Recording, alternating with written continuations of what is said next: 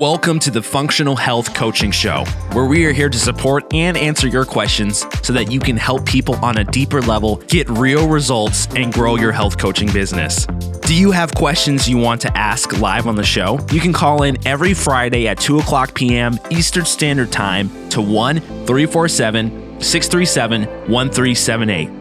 Are you looking to increase your credibility and grow your health coaching business using functional lab testing and data-driven protocols so that you can confidently solve health issues?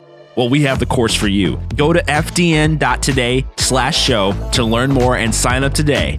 Okay, let's join today's episode. Well, happy Friday, guys. How's it going? You've tuned into the FDN Fantastic Friday Call, also known as the Functional Health Coaching Show. And it's May 8th, 2020, so hopefully things are moving in a good direction for you guys. I feel like there's different energy moving through at least the nation, maybe the world right now, and it's some good stuff going, especially with the course. A lot of people coming on to become practitioners right now, and also picking back up, moving through the course, knocking out those practicals, having a good time learning, and graduating some folks. And so take hold of that momentum and that energy that you've got going there and keep moving forward. So I'm your host, Brandon Mollet, FDN practitioner, a mentor, clinical advisor, just about anything FDN. It's been my life for the last 10 years or so. Before that, it was FDN, but it wasn't actually FDN, but I was doing a lot of those address health coaching principles. And I have different co-hosts with me, and I'm going to introduce you guys to a gentleman you guys probably know here in just a minute. And so we're going to be answering some questions today. So if you guys want to call in and ask a question, that number to call in is 347-637-1378. Again, 347-637-1378. And then just hit 1 on your keypad, and I'll see you there on the switchboard. Probably call out your area code if you have one showing up there. Ask your name, and you're welcome to ask a question or two, depending on how many people we have in line, and we're happy to answer those. So, and that's no matter where you are in this course, right? If you're a trainee, you're moving through the course, knocking out your practicals, you have some things you want us maybe to clarify or a concept that we can help with, happy to do that. If you're a graduate and you've got some case questions for us, we're happy to do that, or it's maybe business or marketing, things of that nature. We'll be happy to chime in, point you in the right direction. Or if you are considering taking this course, becoming an FDN practitioner, you've been looking at the course, maybe you've been listening to these Friday calls for 5 years or 10 years, or we have them going for a long time, hitting up those webinars and learning about us, and you're thinking about it. Hopefully we give you a good taste of what we're about, what we do, and how we think, and that lines up with what you think and what you want to do, and you come on and become a practitioner and join the ranks of some pretty amazing folks. I say that not lightly. Some of the best people I know are FDN practitioners and involved in this organization, helping and truly making a big difference in the world and enjoying life at the same time. So it's good stuff. So again, wherever you are, we'll welcome you to the call. Thanks for tuning in. Again, May 8th, 2020. It's a live call. You guys are free to jump in, ask a question, and make a comment. We'd love to hear from you on that. Just a couple quick announcements here on a few things. Just guys keep in mind that the FDN conference is still on October 23rd to the 25th in San Diego, California again. So we're at the Hard Rock Hotel again. Beautiful place there. They accommodated us very, very well last year. So check out the details on that. Go ahead and make plans. Biggest gathering of FDN practitioners, probably after Paydo FX, I think, I would say. We're all getting together with many awesome speakers, lots of trainings, lots of getting just to say hi to people that maybe you've talked to for years and haven't really ever met in person or face-to-face. Maybe you can grab lunch together.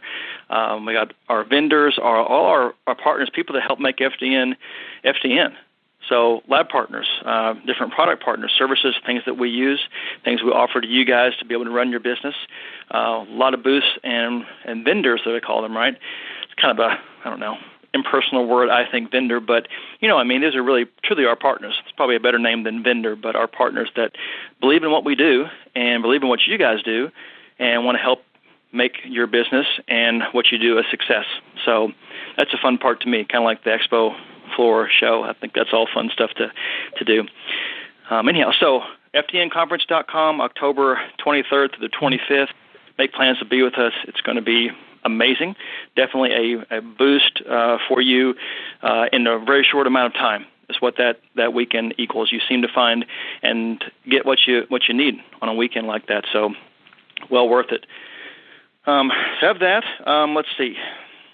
That was the biggest things I think that were going on. I don't think I'm really forgetting too much, but check the newsletter, emails there, FDN Connect. We've always got announcements up there, and also we put a lot on Facebook also. So trainee study group that's on there by Zoom a couple hours before the Friday call here, and then we just try to check in really often right now with everybody. So updates on labs, course updates, anything we can do to help support. So.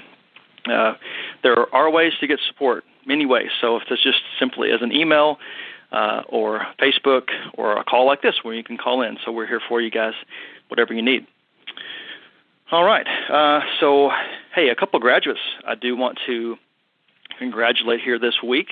So people are getting back in the groove and completing the course. I have a whole lot lined up on the schedule here the next 2 weeks of May here for graduates. So we'll see more and more people being certified and out there doing work. It's sometimes within a day or two.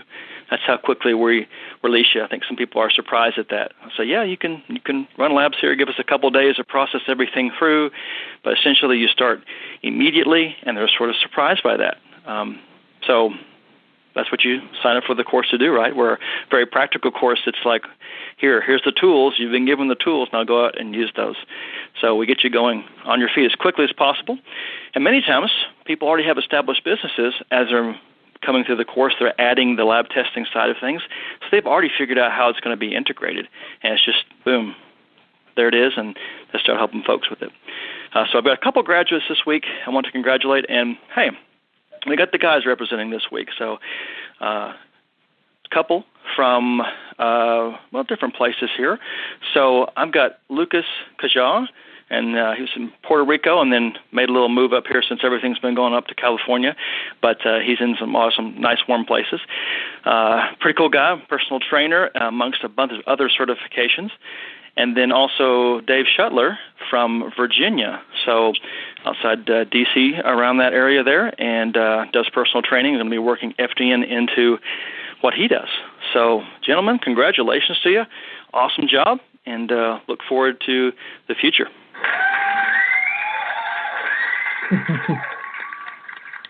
Good stuff.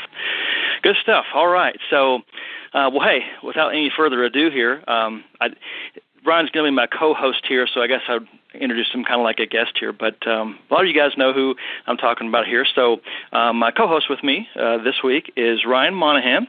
You guys probably know him. He's been a graduate for a few years and has been very successful and out there quite a bit with his own story, and he's all around great guy, and so that kind of attracts you to him as well. But super sharp practitioner also. Our story goes back a little bit. I think I'm going to say it's 2014. Maybe one of our first or second Paleo FX we ever went to as FDN. So, and we met in the meat bar aisle of Whole Foods in Austin, Texas. And my wife came up and said something about, hey, we like this buffalo bar or this bar, bison bar, whatever it was, and sort of struck up a conversation. And we found out that we were both there for the same reason. And then we talked about the Epic Bar booth they had there at Paleo FX, and then struck up a conversation. And Ron had been looking at the FDN course, and so put him in contact there with Reed, and we had a good conversation. And maybe Ryan can tell you the timing, but I think he came on not too far after that, and kind of the rest is history. So he's joined the ranks, but just want to say, hey, Ryan, thanks for being on with me. Thanks so much for having me, Brandon. Yeah, totally psyched to be here. I think you're going to be a good contributor here to some questions. You've done a lot of deep down work also, and you guys will probably see him some there on the AFDNP Facebook page. I know he's trying to monitor some of those pages and give you guys some good feedback and answers and supports different things, and then also doing some clinical advisorship for us as well. So you might have a call or two with Ryan as he gets in and starts doing more work for the medical director program.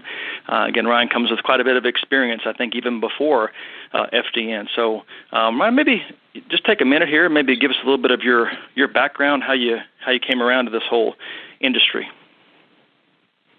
Yeah, thanks so much for having me share a little bit about my story and background. So I was diagnosed with Hashimoto's thyroiditis in 2012. And, that was kind of a low point for me that as a health crisis, and was a huge wake-up call that, I needed to radically change my diet and lifestyle and mindset.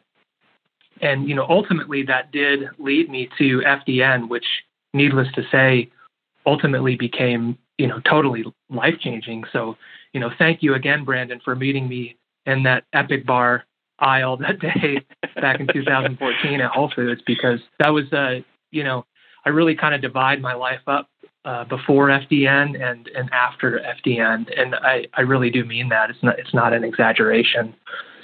So, over the course of the years, working through those stress principles and, running those functional labs and working on all those hidden stressors, I sit here today before you all with, virtually no symptoms.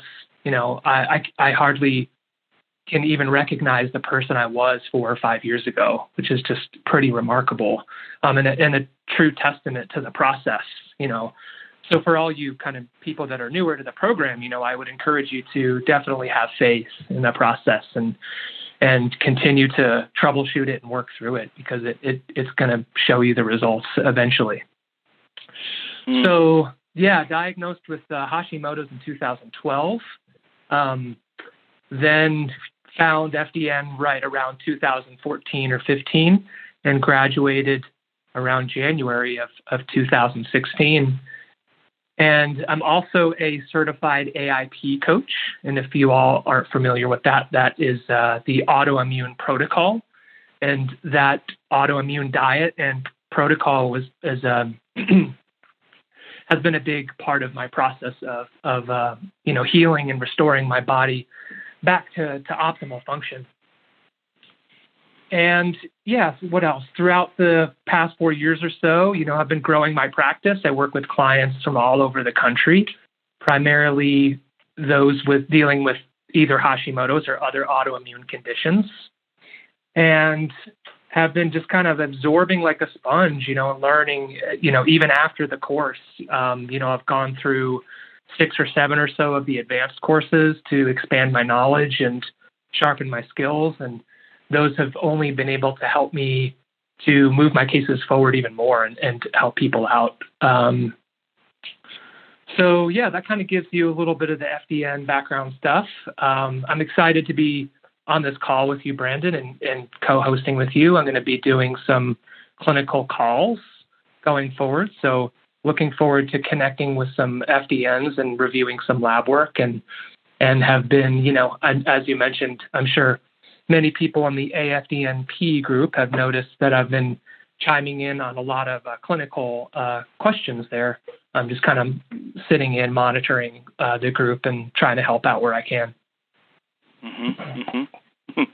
I love that. That's a dream for everybody. You come to the course and you have a desire to help people, but then your health improves along the way, and that's what we want. You want your health to get better, and then you spread FDN by just having great results with people and helping them, and that spreads from there. And I've had multiple clients that ended up becoming FDN practitioners after working with me and saying, "Hey, this is pretty cool stuff. How did you get into this?" And the conversation goes from there. So it's just spreading this awesome, amazing thing that I think we've been given. It's totally a gift that we've all been given here to work through. And hey, for you to be feeling better, I know also you do play some music as well. So I don't know how your autoimmune condition was hampering that, but I'm sure that you probably play and perform a little better without that in the way. Yeah. So, actually, if I kind of think back to when I was diagnosed with Hashimoto's, that was a pretty devastating time for me, because I more or less put music down for a few years, and I didn't really think I would have the the motivation or the energy to get back to it.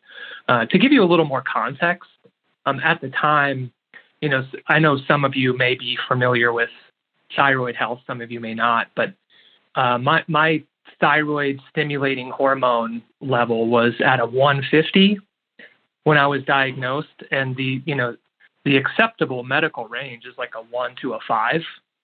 And if you're looking at that from a functional perspective, it's even tighter, maybe like a 1 to a 2.5 or a 0.5 to a 3, somewhere around there. And the higher the number, the more it suggests that you're in a very, very fatigued state, right?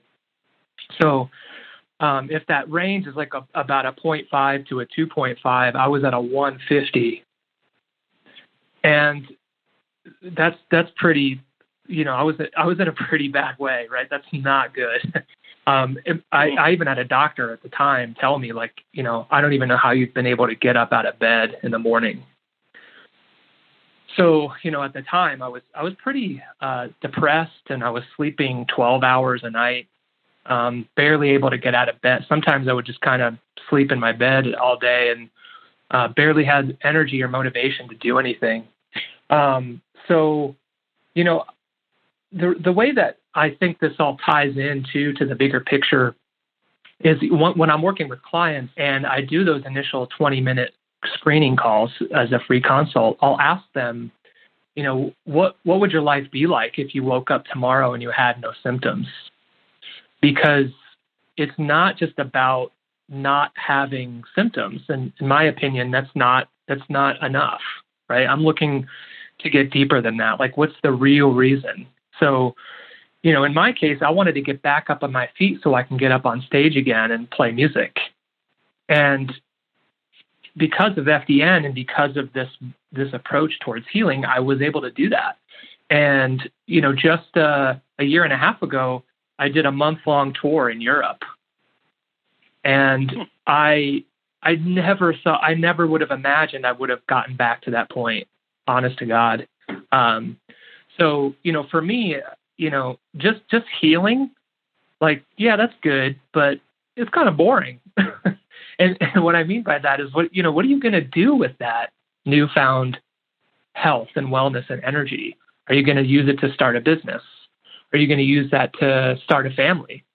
Are you going to use that to travel the world, or even just get out and be in nature more, right? It doesn't have to be some big goal, but I do think it's important to help to contextualize the goals of our clients and helping them, reach what they would like to accomplish with their newfound health, right? So, yeah, it's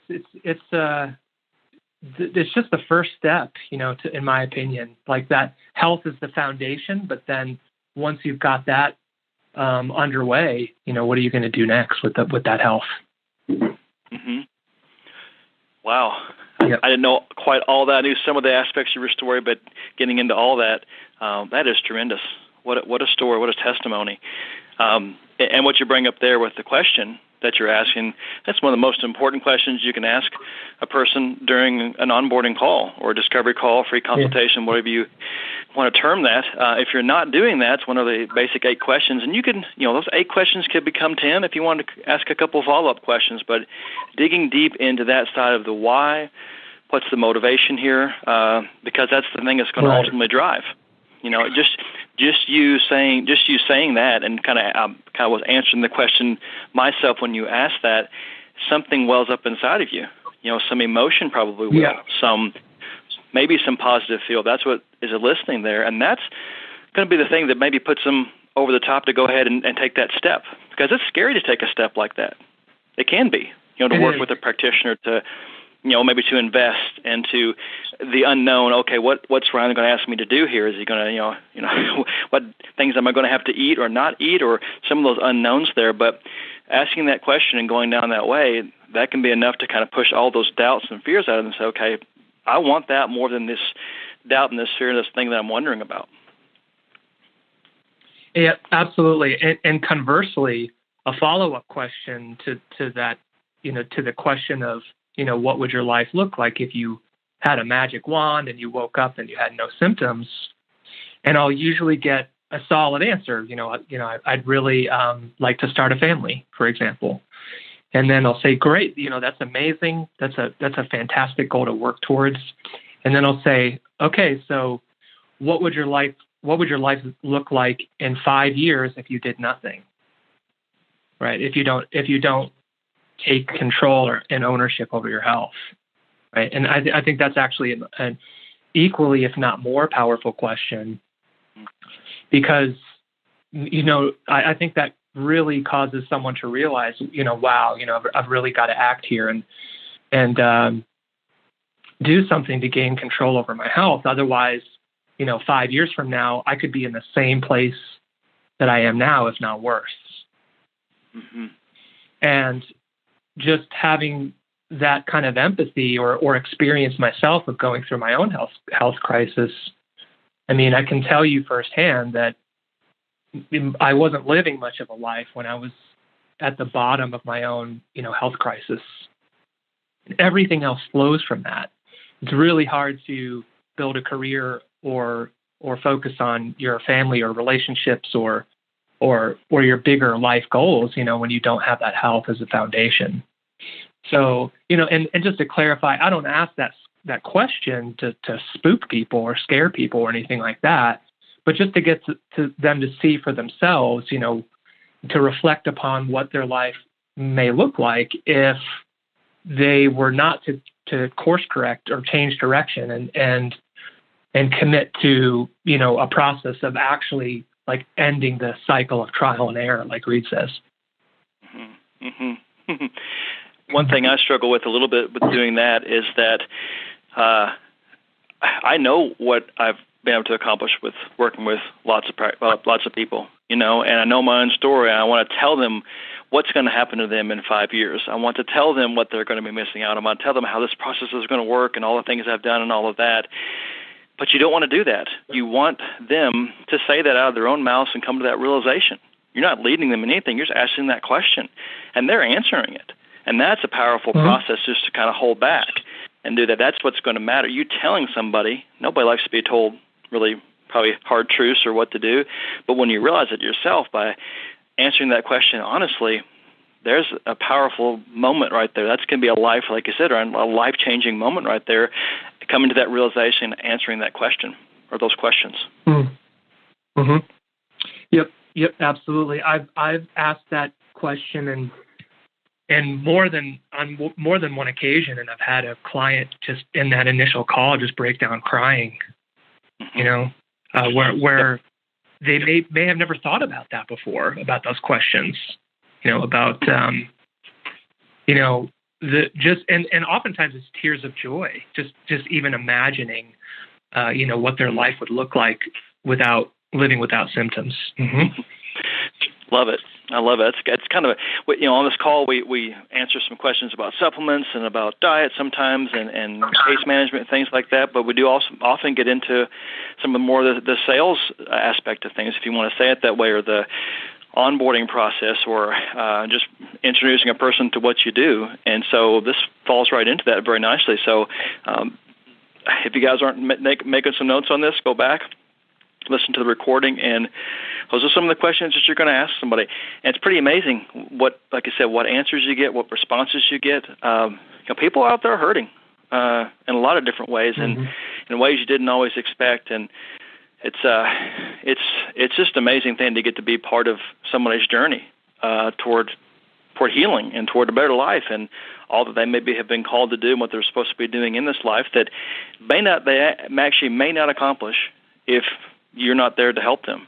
And part of it, too, is being really good at that kind of call. I think it's our duty. I've said this before on the call, something like this, but it's our duty to do a really good onboarding call, because if you don't do it very well, it may not ever happen for that person. They may not find a practitioner. They may not find somebody. They may not find the answer. So it's one of the best things you can do. I think taking advanced courses and training more and learning about other labs and getting better at those things, that's important to do. But keep in mind, with the basics of what you do with FDN, what you've learned in the course, you've got awesome tools that we're going to get most people where you need to. It's great to study those things, but almost more important is just learn how to communicate with people and ask those questions and practice the art of sales. I mean, people talk about sales and has a negative connotation.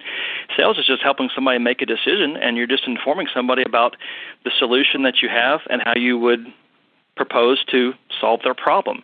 That's all that sales is. It's not coercion. That's not manipulation. It's none of those things, especially as an FDN practitioner. I mean, last thing you can really do and be a true FDN practitioner is try to just hit surface level stuff and treat symptoms and not really do anything great for the person. Fundamentally, it's truth we're looking for.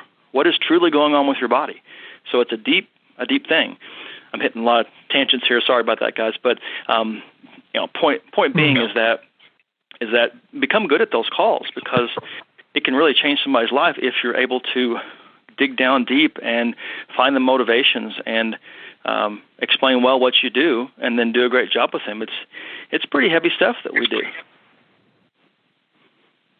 I love that you called it seeking the truth. I had never thought of it that way, but it's true. You're trying to aim at, getting to the bottom of what has been troubling someone perhaps for so many years. And on that sales call, I tell people, and I really do stand by this. I live by the whole, under promise and over deliver. Mm-hmm. And I tell people, if you work with me, it's going to be the most comprehensive investigation you've ever conducted into your own health. And so far, no one's ever come back and said, hey, this wasn't as comprehensive as you said it would be. I mean, everybody always comes back and says, that was way more than I expected. I can't believe how much I learned about my body, about, I never knew A, B, or C was actually going on.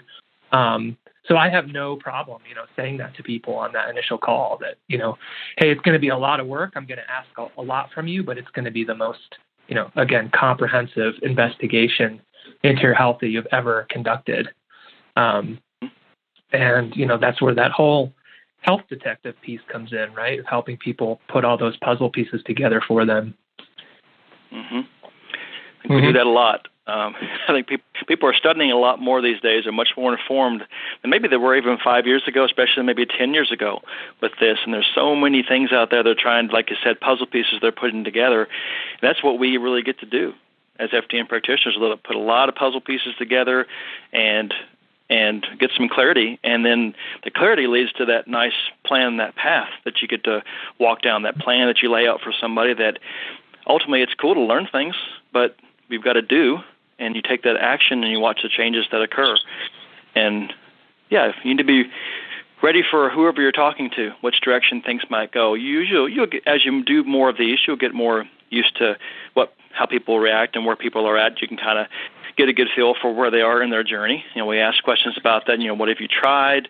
What hasn't worked for you? You ask things about their history. You get a feel for where this person's coming from, because you do get pretty detailed with the person. You touch on a lot of things. It may just all be the simple, dietary things and their rest and their exercise, and it's relatively surface level. But quickly you find out there's also mental, emotional things. There's spiritual things. There's relationships and stressors and things that you get into also. And you never know how deep it's going to go. Yep. And I often, when you go deep enough, you will often find those kind of next tier or next level healing opportunities. And I always find that, on that, just to kind of add to what you said about the mental and emotional stuff, or even just mindset perspective type aspects of healing, that I feel like the clients that are willing to work on that side of health and healing are the ones that are going to be the most successful. I often think of the body as being like a two-sided coin. You have like the mental and emotional side and the physiological biochemical side. And those that are willing to look at that whole picture, right, are going to be the ones that are the most successful. Yes, I totally believe that. It doesn't mean you have to be an expert in these things. I think we've all lived enough life that we can be a help to somebody in different ways, right? Hopefully you're growing as a person, and there's things that you've learned along the way that you can help with. And we do ask a lot of questions about that. It's not just those symptoms, Sure. but the adrenal stress causes sheet or questions like that. You ask about all those. You're looking for stressors on all levels, right? So cortisol responds to all stressors. It's not just a parasite, or fast food or lack of sleep. It's also the mental emotional side of things it responds to. So the body, it's all connected. And eventually, the more you do this, the more it just becomes a natural thing to be thinking about those aspects. And you're sort of moving in and out of okay, is this more of a conversation here where we need to get into some mental emotional aspects or some stressors that are going on or productivity things or what's keeping them from doing maybe the nuts and bolts things. You end up shifting back and forth. And a lot of practitioners we have come into the course already are sort of trained in that, and they're adding the lab testing to it, which is a really powerful combination. Yeah. So, Brandon, I have a question for you. Do you ever end up referring out clients to do kind of mental and emotional work, like something like, say, EMDR or different kinds of like trauma work? Yeah, I do. There's situations where I know that it's kind of out of my league, or I've done all I feel comfortable doing, and then that's definitely a mark of a mature practitioner, knowing your limitations, because ultimately it's what's best for that client. So yes, I do. Yeah, same here. And oftentimes too, I'll just to ease someone into it, I'll even just recommend a book or an article. Like I've often recommended "The Body Keeps the Score" by Bessel van der Kolk, just to even introduce someone who's not familiar with the concept that trauma can be stored in the body and can cause physiological dysfunction. I think that's important because you may see these types of trickier clients where you get rid of the parasite or you get their cortisol levels under control, and 3 months later, or 6 months later even, you see a whole new set of physiological stressors popping up again. And I think it can be the case for some clients that that deeply rooted trauma can cause some of those physiological issues to resurface, almost as though at a cellular level there's that trauma is programmed into their cells, and so the cells aren't functioning optimally, right? So you may temporarily be able to root out some of those issues, but they might continue to come back or resurface until that deeper underlying trauma is actually dealt with. Mm-hmm. I think as FDN practitioners, I don't think you have to be an expert in all the things that we're talking about, but have a working knowledge of all of these different possibilities so you can be the one that helps that person go to that next level. Whatever it is, if you're working with somebody that I've got a client I'm working with right now that my chiropractor has been one of the most integral, important things in her process of getting better. I'm working through the things that I see in lab testing, but I knew there were some structural issues going on in the neck region. I said, this could be a huge, huge thing here. We need to get you in and get you some good adjustments here and work through that process there. And that's been a huge part of that. Or just thinking, like I said, the mental, emotional trauma side of things, you have to know, okay, if I'm doing all this, could it be something like mold or Lyme or something environmental? Maybe I'm not an expert in those things, but I can find somebody that can help me out. And just so you know sort of what are all the possibilities of reasons why this person is not getting better, almost like a checklist you have in your mind. And so if you guys that are trainees or graduates, and we're not trying to make you feel any pressure of, I need to learn how to do this and this and this, at least just be familiar with the concept and the idea of some things you might be looking for so you can do the best thing for your client. Yep, absolutely. You don't need to know everything, but it is helpful just to have an awareness of some of these issues when you might be able to point them out or to refer out to another practitioner, right? So even going back to that mental and emotional piece, I'm certainly not a licensed therapist, and I'll even make that very clear to my clients, but I have gotten adept enough to be able to potentially identify some of those trauma patterns when they show up, or sometimes a client will even just tell me their story, right? And I'll certainly never pry into someone's backstory unless they voluntarily decide to share it with me.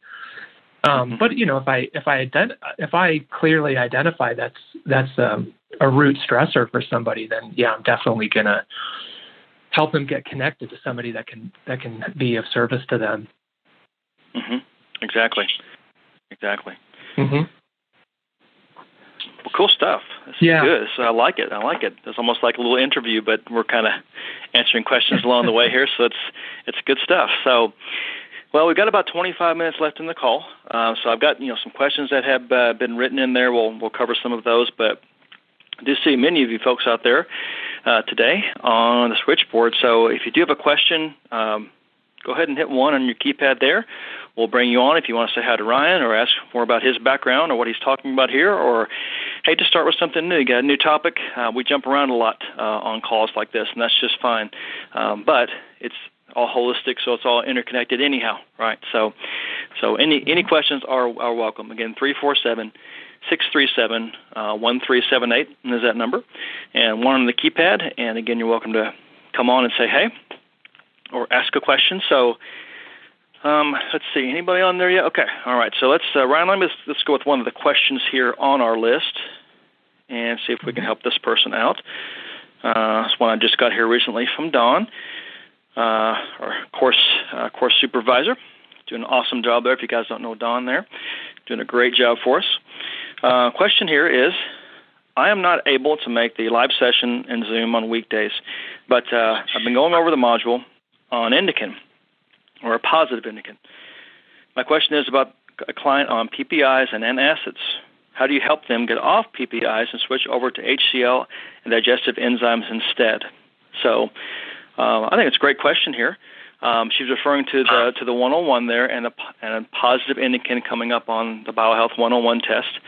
Now, just for teaching purposes here, 101 is now not available to be ran anymore, but the GI map test does give you some good indications of digestive function and protein digestion. So that data you would be getting from that marker on Indican, you're still going to be having that information coming from the GI map. So we'll just say this person, we know we have digestive insufficiency, and this person here is on a proton pump inhibitor and doing maybe some antacids, Tums, things like that, probably some Nexium, Prilosec, all the different ones that are out there, or whatever ones haven't been pulled off the shelf yet. So any of those. So how do you help a person get off those with that situation? So first of all, so if it's over the counter, then it's kind of wide open as far as having that conversation and saying, hey, maybe this is something we can find a better alternative to address what's going on. Maybe some relief care, or some of the things you're going to be doing working through the FDN process will naturally they just won't need those Tums or Rolaids or whatever anymore, or whatever they've been doing there. Now, if it's a PPI where it's a prescription, then you get into the prescription drug scenario here. And, many clients you're going to have will be on some level of prescription drugs. I don't know that I've had a client yet that came to me and said, Brandon, I love these prescription drugs. I want to stay on them the rest of my life, and it's just wonderful. So most people are coming to us. I'm being facetious here. Most people are coming to us. They don't want to be on prescriptions. They know the side effects of them. They know that drugs aren't really fixing anything, right? They're covering up some symptoms, which for a short term, that's cool. I'm very thankful there's many drugs we have that can take care of acute infection or pain, and there's some pretty amazing things that man's come up with as far as prescriptions. So we're not anti-drugs. It's just if you don't want to go that route, you want to figure out why your body has the symptom that you're trying to mask with the drug, then we want to help you figure out what that is. So, because very likely you're not the prescribing physician in this, so we need to stay in our lane, do what we need to do, and that person needs to have a conversation with their physician that prescribed and talk to them about actually coming off that medication. So now that physician there might be open for that or might be against it. I haven't had many that, especially like something like a PPI, they weren't willing to say, hey, yeah, if you want to come off of that, here's maybe the recommendation of the best way that we say to do that. Maybe it's weaning off of that. Or they might say, hey, maybe there's something less you can take. Maybe take something over the counter versus prescription. I guess there's PPIs that are over the counter, and I guess I should delineate between the two here. But I think it's good to talk about the prescription side here. So you want to follow doctor's orders.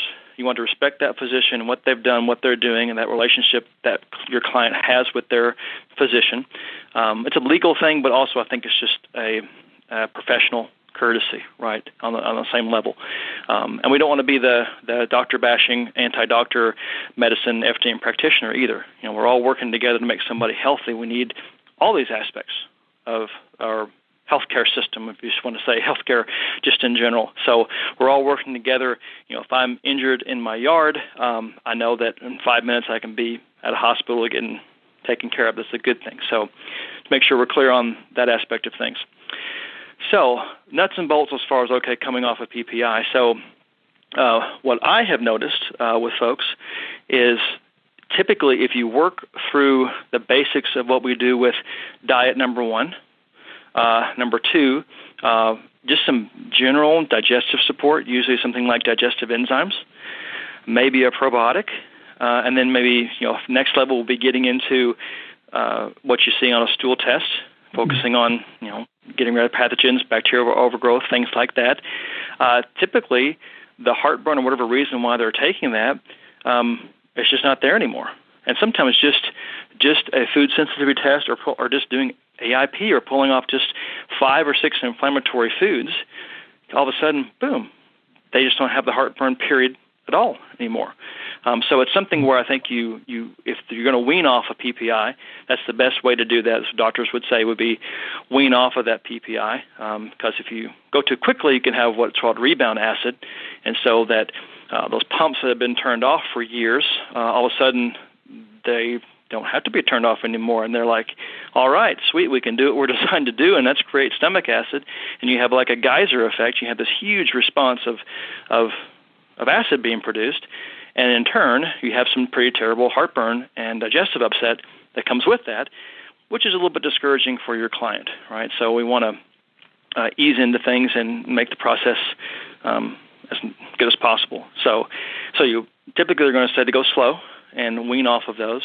At the same time, you're going to be supporting the system. Nothing specific that we're doing. We're not saying, hey, we're going after your heartburn, but just in the process of a good diet and drinking enough water and maybe getting enough rest and some basic supplementation, heartburn and things like that, those things come around really quickly in my experience. It's one of the first medications, if you want to say, people can consider weaning off of with doctor supervision is probably a PPI.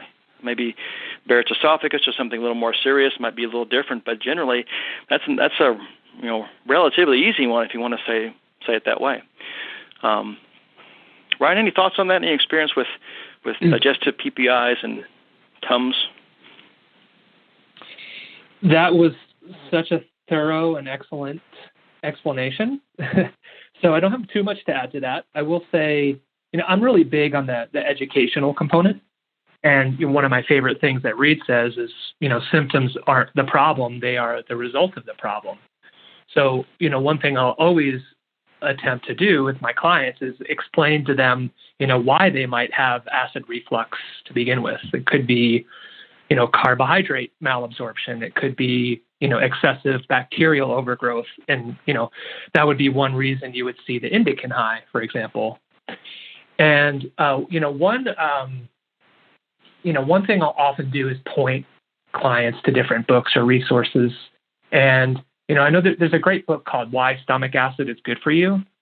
And I believe that's actually part of the NTA curriculum. I know a bunch of FDNs are also certified NTPs or NTAs and have gone through that Nutritional Therapy Association program.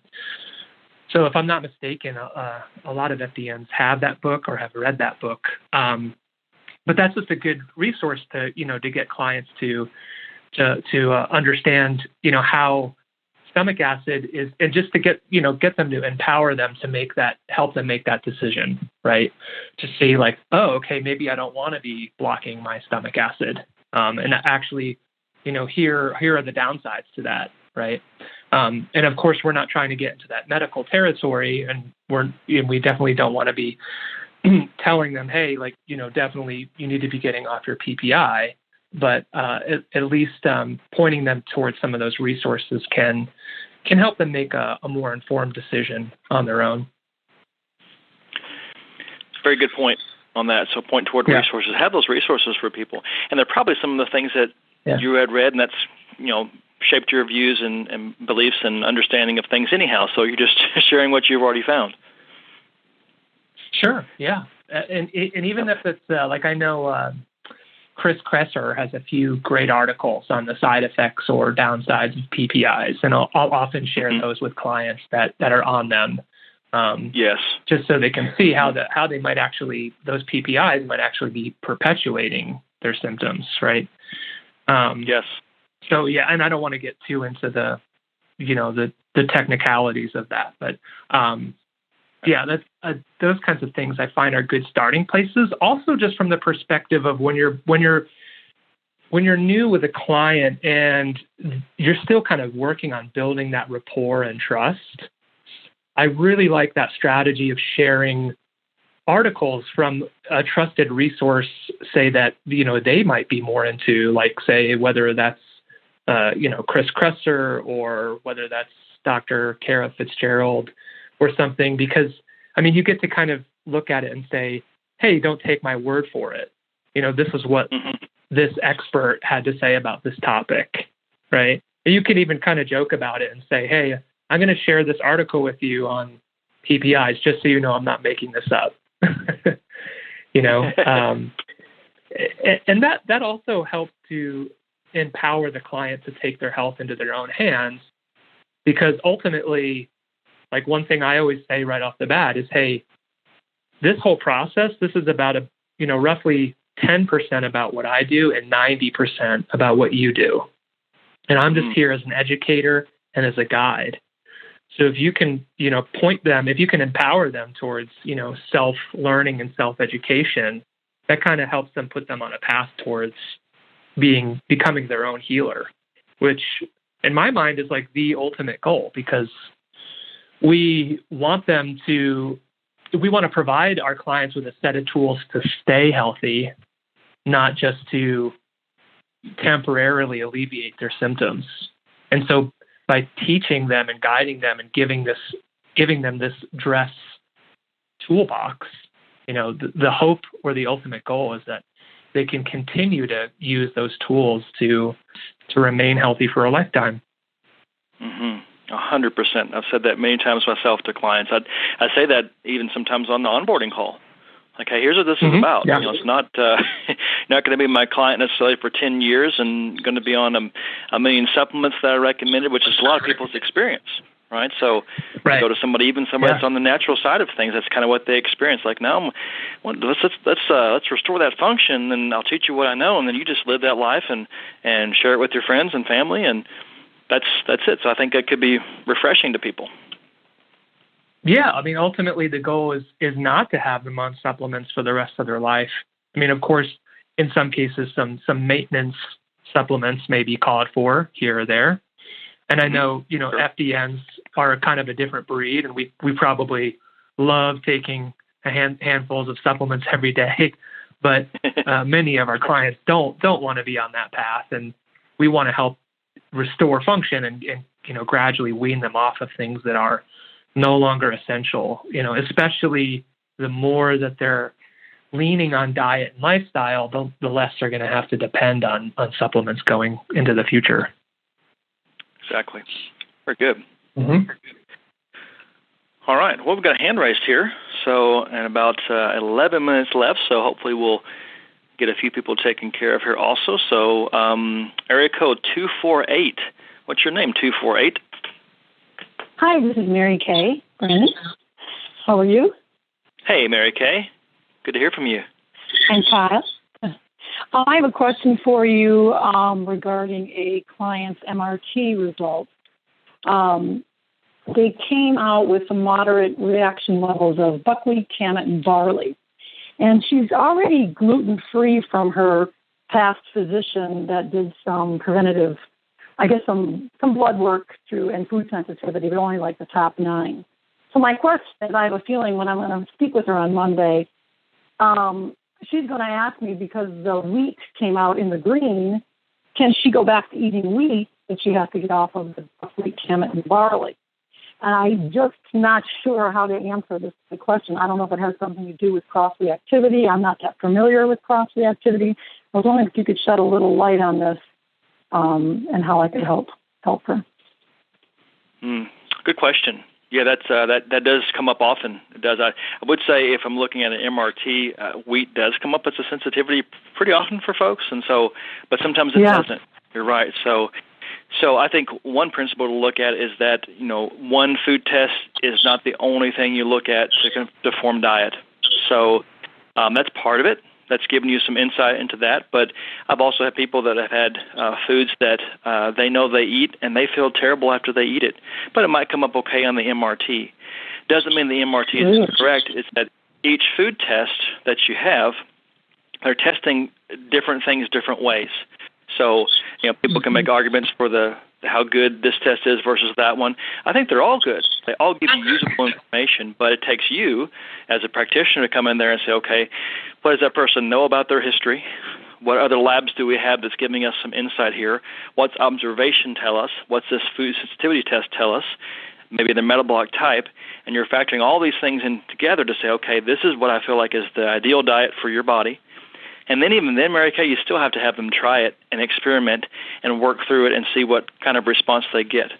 It's going back to what Ryan's talking about teaching somebody how to fish and just teaching them with the observation. You're going to listen to their body and say, hey, I know this works for me or it doesn't.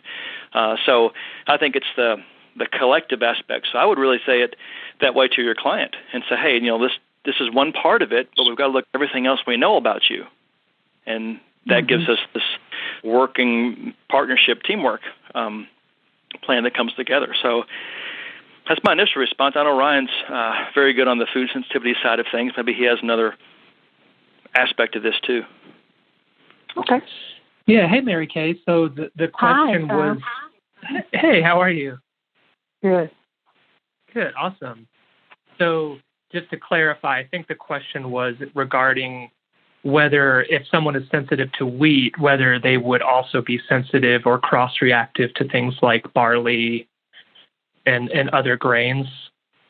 Yes, they actually didn't come up as sensitive for the wheat, but it did come up for 3 other ones, the kamut, barley, and buckwheat. So, and because she's been off of wheat and due to another test she had, I have a feeling she's going to be asking me, hey, can she get back on wheat? But I do think I'm going to listen to her body first and just have to go off all these other reactive, moderately reactive things that came up and the sensitivities and see what happens first with that as well. Yep, gotcha. So wheat didn't come up, and so she might be seeing that as a sign she can go back on it. Right? Yes. So, exactly. Yeah, and that's a tricky one. So one thing you might consider is if she has the budget of running a wheat zoomer, and if you're not familiar with that test, that is something you can order through the medical director program and get some guidance on. But that may provide some additional nuance and perspective. It goes much, much deeper into wheat specifically, into looking at all the multiple peptides of wheat. So you're actually getting to see, like if you imagine that the wheat protein is like a pearl necklace, the wheat zoomer will actually show you at the pearl level, each one of those pearls, whether the client is sensitive to any given pearl along that chain. Just to kind of use a loose analogy. In my experience, I've rarely seen someone that doesn't have some degree of wheat and gluten sensitivity, which, in my opinion, I come from like a sort of a an autoimmune paleo and like Terry Walls type kind of background. And so I'm kind of a little bit biased against wheat and grains.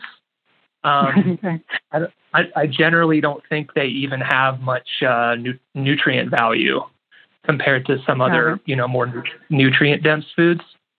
Also, I recently attended here in Colorado. Dr. Tom O'Brien came to speak, to do a lecture about gluten. And I've seen him speak probably 4 or 5 times now in person.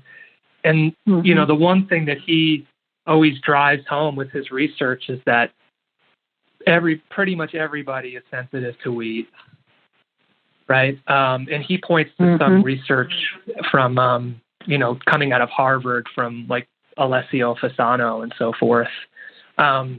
I won't go too deep into that research or anything like that, but over the years, I've kind of leaned more and more in that direction, that everyone has some degree of wheat sensitivity, even if it's not showing up on a food sensitivity test. I'm not necessarily convinced. But to bring this back full circle, like Brandon said, the ultimate clue will be having a client try, if they've been off of it for a number of months and they try reintroducing it, their body will usually tell them pretty quickly within a few days if they're sensitive to it or not. And sometimes that after the immune system's kind of had a chance to settle down and you do a reintroduction, those reintroduction reactions can be pretty pronounced. And yeah, like, it could be a migraine or a sudden bout of like loose bowel movements or something, or even like brain fog or depression. So those would be kinds of things to look for if he or she did want to try doing that reintroduction. But like I said, my personal bias is I'm not a big fan of gluten or wheat. And I try to convince most of my clients to permanently, cut it out of their diet. Yeah, it's. I finally convinced her after quite a few months, even just to have this test. So now this goes against what she'd already had done before. So it just gets a little bit complicated. Having the patience to try to explain it to her and so that she understands. But there were so many other things on there that she was sensitive to that we can start in a lot of places. And again, hopefully she'll be able to feel the difference with those. And then maybe at some point have her go back to the wheat and see what happens then if she reintroduces it. Right. Yeah, I hear you. Sometimes you don't want to rock the boat too much, right? When you're when you're working on multiple protocols at once, right? You don't want to. Yep. I try to stay away from changing too many variables at once. Otherwise, you might kind of lose sense of what's actually going on. Yep. And the patient, or the client, and might take a hike. Yeah, totally. Well, thank you very much. Yeah, I was feeling kind of lost there and worried about Monday, so it helps me move forward. Great. Hope that helps. Yep. Indeed. Good stuff. Thanks, Mary Kay. Talk to you soon. Yeah, thanks for calling in. Yeah. Good point there. She's saying. So I think you need to. One thing I'd highlight with this is that you do need to understand somewhat on a basic level how that test and what it's testing, what it's doing. So you need to know sort of if you're using a tool, how it really works. Instead of just looking at those like getting into some of the biochemistry, you don't have to explain it to your client, but knowing, okay, this, a wheat zoomer's looking at it like this good pearl analogy there. That's going to stick with me forever, Ryan. So thanks for that. Cool. Yeah. That pearl analogy there, or the MRT, it's a more of a broad look, right? It's the end product of all of this immune response here. And all those tests are both wonderful. Maybe it's something you pair together, and that's what helps you. So, diet's not always a straightforward thing, but you've got enough data to be able to put together for most people a really great diet that's going to be helping them, and then you just sort of walk that out as you go. So, okay.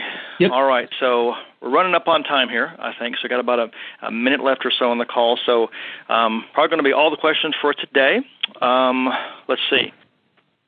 Yeah, I think that's the main things I want to make sure. So guys, I want to say congratulations again to Lucas and Dave, our graduates for this week. Mary Kay, thanks for the phone call, and you guys that wrote some in.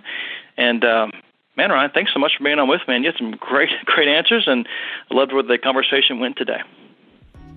Awesome. Yeah, thanks so much, Brandon. Looking forward to doing more of these going forward. Sounds good. Me too. All right. Well, You guys have a great weekend, and we'll talk to you guys next week. Bye, everybody.